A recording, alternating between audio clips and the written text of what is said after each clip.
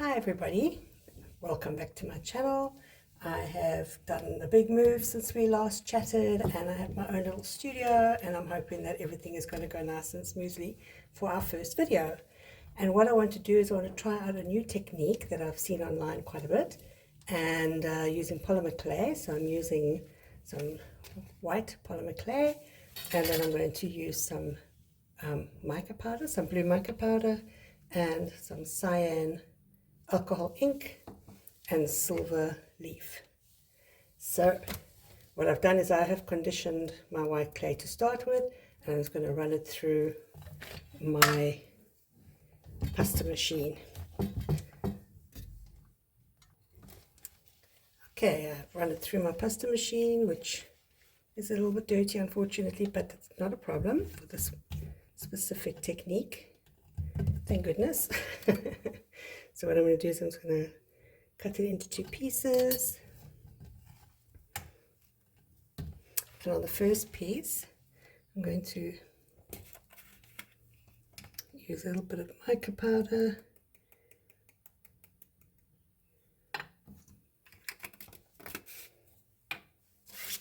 Quickly put on my gloves. So when you're working with alcohol, you must remember just to put on a bit of gloves to protect your hands because it stains like crazy. So I'm just going to cover that piece in this beautiful, beautiful metallic blue. Whatever's left over, and pop on here, because we don't like to waste.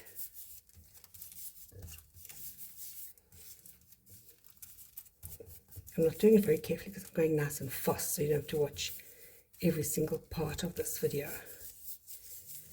So once that is done, and you can see how beautiful metallic it is, we're going to flip them over. We're going to put them onto a surface that is protected with plastic to do the ink.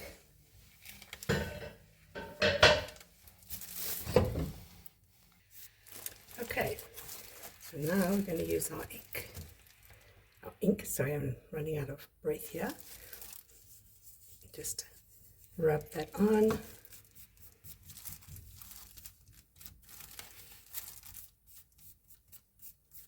You can use a brush as well if you want to. It's up to you, whatever you're comfortable with. Look at that magnificent color. Just love this ink. So it does dry quite quickly, which is nice.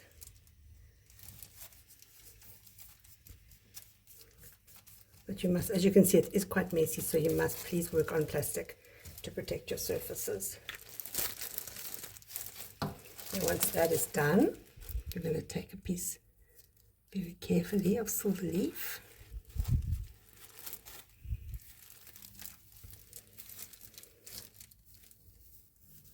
Cover the first one.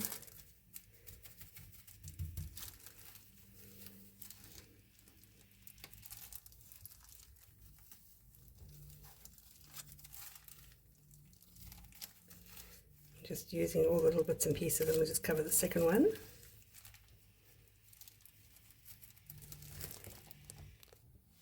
Alright, so thanks to the magic of editing, I have managed to cover them both. So I'm going to now pile them on top of each other. And just use my knife. Just keep piling them on top of each other like that. Tidy it up.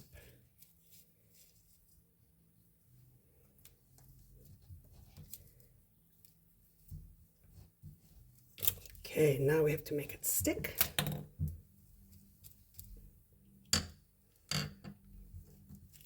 So normally people use liquid clay, which I don't have unfortunately, so I'm going to see if I can do it without liquid clay. Let's see how we go. Just going to roll it so that it bonds to each other. I mean, for me personally, I just love this. It looks like dragon scales. It's so pretty. So now I'm going to run it through my pasta machine.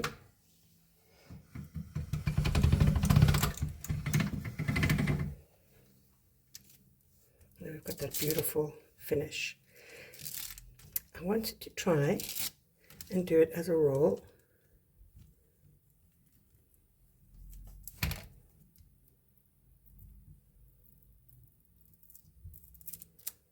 And you must just make sure that when you roll it, you must try and avoid any air bubbles.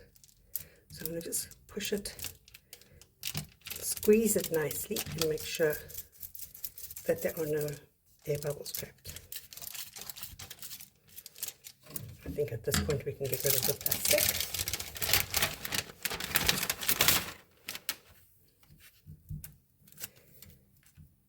And now, see what we're left with. So we'll slice that up.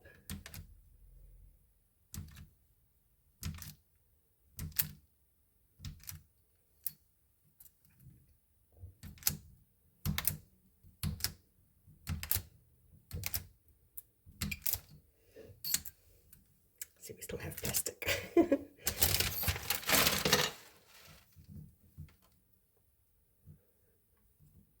And because I don't want to lose out on some of the silver, I'm going to just overlap it instead of putting it next to each other.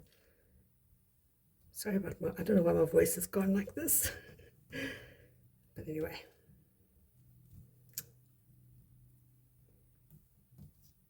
So I'm kind of like pushing it down, but at a bit of an angle so that I have a little bit of this silver coming through as well.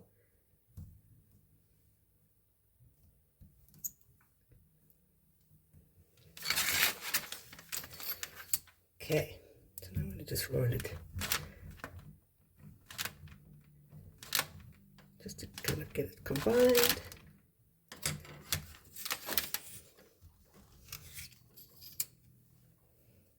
And we have this so pretty with the different blues. And put it through my pasta machine. Look at that. And the silver really does come through beautifully. So I'm going to run it through again, just a little bit smaller, and in the opposite direction, and really stretch it out nicely. And I think that is gorgeous what we've got here, the metallic with the silver, so pretty. Now I'm just going to cut some shapes. And you can decide what you want to leave in and what you don't want to use. Oh, that's so nice.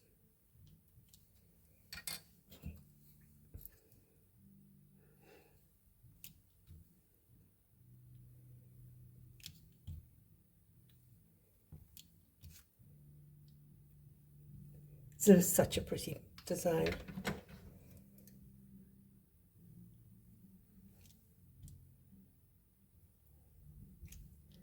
I'm going to press pause while I do this. Okay, so just take this off. You'll see how pretty.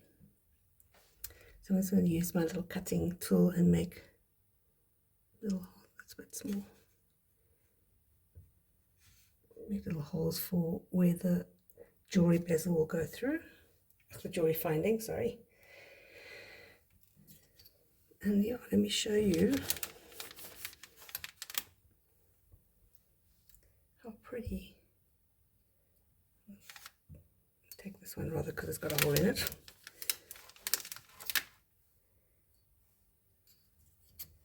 So what you'll do is just neaten up the edges before you bake it. And then you have this beautiful, shimmery, delicate earring. Which I'll show you when it's finished, once it's baked, and I put a bit of resin on it to make it extra shiny. So stay tuned and I'll show you the rest when it's done.